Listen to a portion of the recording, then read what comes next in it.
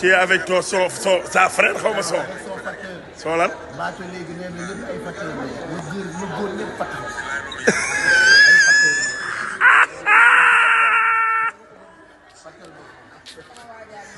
mais barke Serigne Bamba. mooy fàtt yi ngay fàtt looy bokk di fàttee looy fàtt.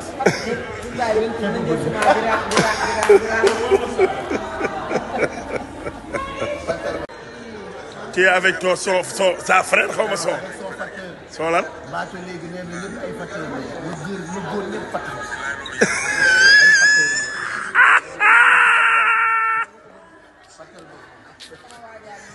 mais barke Serigne Bamba. mooy fàtt yi ngay fàtt looy bokk di fàttee looy fàtt.